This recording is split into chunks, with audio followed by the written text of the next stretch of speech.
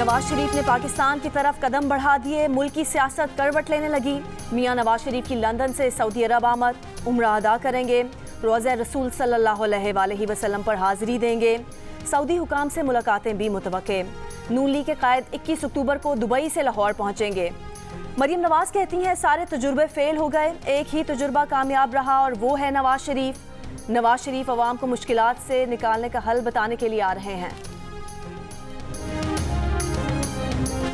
मियांवाली के करीब गाड़ी नहर में गिरने से लोग गुलूकार शराफत अली समेत 7 अफराद डूबकर जान बहाक। गुलूकार शराफत अली शादी की तकरीब में शिरकत के बाद घर वापस जा रहे थे। पक्का गंजीरा के मकाम पर हादसा पेश आया। गाजा पर इसराइली बर्बरियत जारी, अक़वाम मुत्तहिदा के 9 मुलाज़मीन हलाक। जान बहक फ़लस्तीनियों की तादाद 1100 से बढ़ गई। गाजा के इलाके खान यूनुस में घर पर बमबारी, 7 लाशें बरामद। पनाहगुज़ीन कैंप में इमारत तबाह, मजीद 7 लाशें बरामद, दर्जनों जख्मी। झड़पों में भी कई फ़लस्तीनी शहीद। अस्पतालों में तिब्बी सामान कम पड़ने लगा। पूरे गाजा की बिजली बंद किए जाने से 20 लाख से ज़ायद शहरियों को दुश्वारी। ग़ज़ाई किल्लत का खदशा भी बढ़ने लगा। ईरान के सदर इब्राहिम रईसी का सऊदी वली अहद शहज़ादा मोहम्मद बिन सलमान से पहला टेलीफोनिक राब्ता। दोनों ने इत्तफ़ाक़ किया कि फ़लस्तीनियों के खिलाफ जंगी जराइम ख़त्म होने चाहिए। सऊदी वली अहद शहज़ादा मोहम्मद बिन सलमान का तुर्क सदर तैयब उर्दवान से भी टेलीफोनिक राब्ता। हमास ने एक ही रोज़ में मज़ीद 100 इसराइली मार डाले। हलाकतों की तादाद 1300 तक जा पहुँची, 3,2500 जख्मी। मीडिया रिपोर्ट्स के मुताबिक 6 रोज़ में हलाक इसराइली फ़ौजियों की तादाद 188 हो गई। हमास की कार्रवाइयों में अमेरिका ने अपने 22 शहरी मरने की तस्दीक कर दी। तल अवीव का बेन गुरियन एयरपोर्ट बंद। लबनान की मुज़ाहमती तंजीम हिज़्बुल्लाह ने इसराइली फ़ौजियों की चौकी उड़ा दी। खबरदार किया कि मुदाखलत की तो अमरीकी अड्डे भी निशाना बनेंगे। अमरीकी वज़ीर ख़ारजा आज इसराइल पहुँचेंगे। अमरीकी ऐवान नुमाइंदगान की अमूर ख़ारजा कमेटी के सरबरा माइकल मैकॉल का कहना है कि मिस्र ने इसराइल को हमास के हमले से 3 रोज़ पहले खबरदार कर दिया था। समझ नहीं आता कि इसराइल से कैसे कोताही हो गई। ये इंटेलिजेंस की नाकामी है। मुस्ताफ़ी होने से बचने की कोशिश। इसराइली वज़ीर आज़म ने इत्तेहादी हुकूमत बना ली। इसराइली वज़ीर आज़म नेतन्याहू ने अपोजिशन रहनुमा बेनी गैंट्स को हुकूमत में शामिल कर लिया। अरब लीग का इजलास। इसराइल की जानिब से फ़लस्तीनी शहरियों को निशाना बनाने की मज़म्मत। जंग बंदी, गज़ा की नाकाबंदी ख़त्म करने का मुतालबा।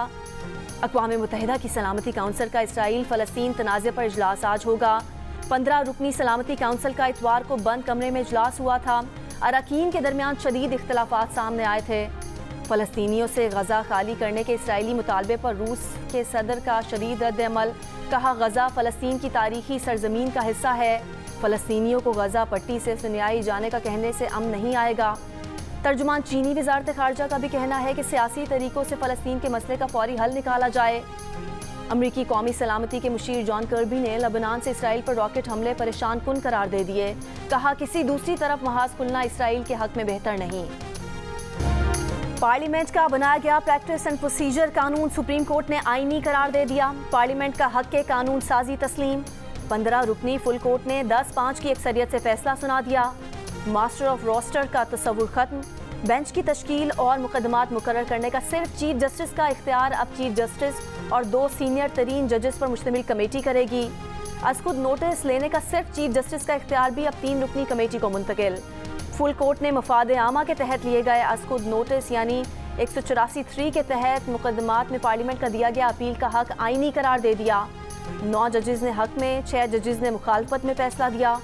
इत्तलाक उस दिन से होगा जिस दिन से कानून का इजरा हुआ था। कानून के इजरा से पहले माजी में 184(3) के तहत सुनाए गए फैसलों पर अपील का हक 8/7 से मुस्तरद कर दिया गया। जो पार्लियामान है हमारी दुश्मन नहीं है और यकीनन पार्लियामान हमें नहीं समझती हम उनके दुश्मन हैं, तो दोनों को साथ भी हम चला सकते हैं। दुनिया आगे जा रही है और हम लोग बस बाहर बहसों में पड़े हुए हैं। हम एक दूसरे की कदर, हम क्यों उनको मनफी तरीके से देखें। हम कह सकते हैं हाँ आपने कानून नेगेटिव इम्प्लीकेशन दें कि आपने गलत किया। भाई शुरू तो करें इस बात से कि आपने सही किया है। हाँ इसमें कोई गैर आईनी बात है वो हम देख लेंगे, उसको यहाँ तक ख़त्म कर दें। तो इतना हमें लड़ाने की कोशिश ना करें एक इदारे को दूसरे इदारे से। मैं तो कहता हूँ अंग्रेजी में पता नहीं उर्दू में कैसे कहेंगे, लिव एंड लेट लिव। जियो और जीने दो। चीफ जस्टिस काजी फायज़ ईसा के remarks. Practice and procedure act से मुतालिक फुल कोर्ट समाअत में कहा कि दुनिया एक दूसरे के साथ मिलकर चलती है। पार्लियामेंट हमारी दुश्मन नहीं, ना पार्लियामान हमें दुश्मन समझती है। हम क्यों उन्हें मनफी तरीके से देखें, एक इदारे को दूसरे इदारे से लड़ाने की कोशिश ना करें। ये रिमार्क्स भी दिए कि उनके ख्याल में पार्लियामान ने सुप्रीम कोर्ट की इज्जत की और रखी। आज ही हर चीज़ का जवाब दे देंगे तो कल को मिलते जुलते केसेस पर हम इन्हीं जवाबात के पाबंद होंगे।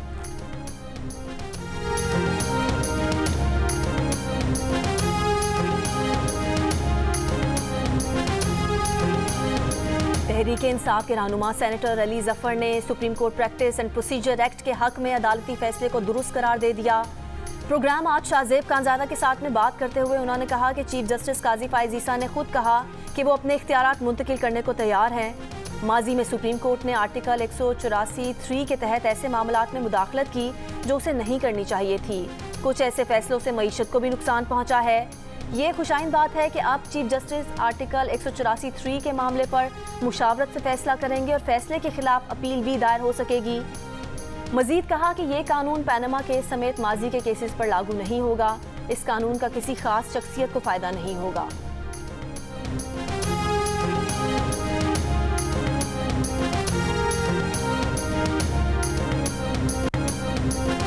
चेयरमैन पीटीआई की साइफर केस की कार्रवाई रुकवाने की दरख्वास्त। समाअत आज chief justice Islamabad high court Aamir Farooq करेंगे।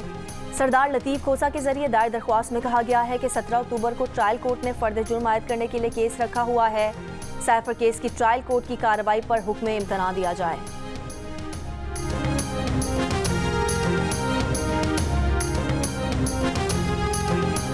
मौलाना फजलुर रहमान की मुस्लिम लीग नून के सदर शहबाज शरीफ से लाहौर में मुलाकात।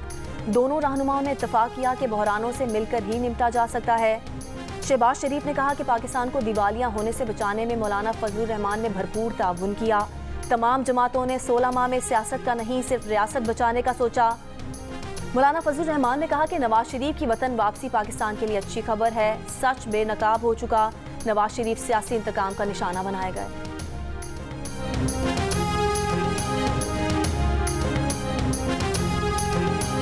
मीनारे पाकिस्तान की जगह कम पड़ जाएगी। 21 अक्टूबर को पाकिस्तान की तारीख का सबसे बड़ा सियासी इज्तिमा होगा।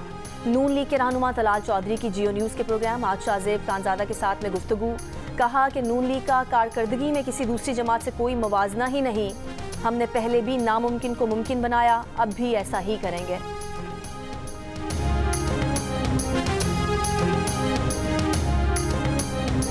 चेयरमैन पीपल्स पार्टी बिलावल भुट्टो जरदारी ने कहा है कि मौसमियाती तब्दीली बहुत बड़ा चैलेंज है।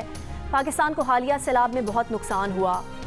Peoples Party human rights cell के तहत माहौलियाती तब्दीली के इंसानी हुकूक पर असरात पर कॉन्फ्रेंस से खिताब करते हुए कहा कि इंसानी हुकूक और क्लाइमेट जस्टिस पीपी का मंशूर है। साफ पानी, खुराक के हुसूल हर शहरी का बुनियादी हक है। हमें जिद्दत की तरफ जाना होगा। हमें मुस्तकबिल के चैलेंजेस की मनसूबाबंदी करना होगी। लेवल प्लेइंग फील्ड से महरूम रखा जा रहा है। तहरीक इंसाफ ने इलेक्शन कमीशन को चार्टर ऑफ डिमांड पेश कर दिया। 25 नुकात पर मुश्तमिल चार्टर में चेयरमैन पीटीआई की गिरफ्तारी, इंसानी हुकूक समेत दीगर उमूर उजागर किए गए। कहा गया कि नई हल्का बंदियों के शेड्यूल का ऐलान इंतखाबात की ताख़ीर की कोशिश है। इलेक्शन कमीशन 90 रोज़ की मुद्दत में इंतखाबी शेड्यूल जारी करे।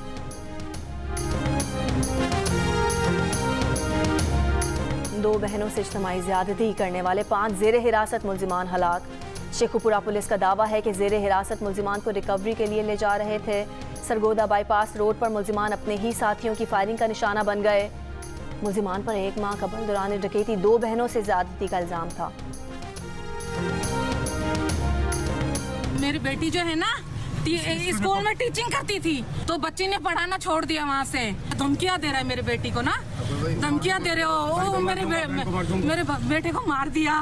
जो इंतकाल हुआ उसका 23 से 24 साल है सर, और जो जख्मी है उसका जो है ना 24-25 साल उम्र है उसकी। कराची के इलाके सुरजानी में फायरिंग करके एक भाई को कत्ल, दूसरे को जख्मी कर दिया गया।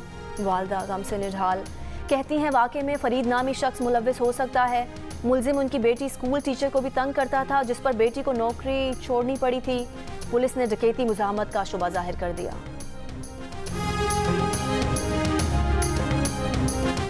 कराची के इलाके डिफेंस और लियारी में मुबैना मुकाबले, जख्मी समेत 3 मुल्जिमान गिरफ्तार। अजीज़ाबाद से गाड़ी चुराकर मुल्जिमान फरार, वीडियो मंजर आम पर आ गई। मुकदमा दर्ज। औरंगी टाउन नंबर 4 में फायरिंग, तारिक शाह नामी शख्स जख्मी।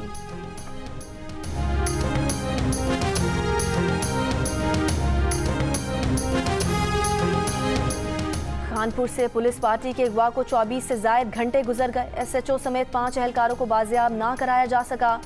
डीआईजी लाड़काना जावेद जिस्कानी का कहना है कि एहलकारों की बाजियाबी के लिए पुलिस और रेंजर्स का मुश्तरका ऑपरेशन जारी है। डाकुओं का मुतालबा किसी सूरत तस्लीम नहीं किया जाएगा।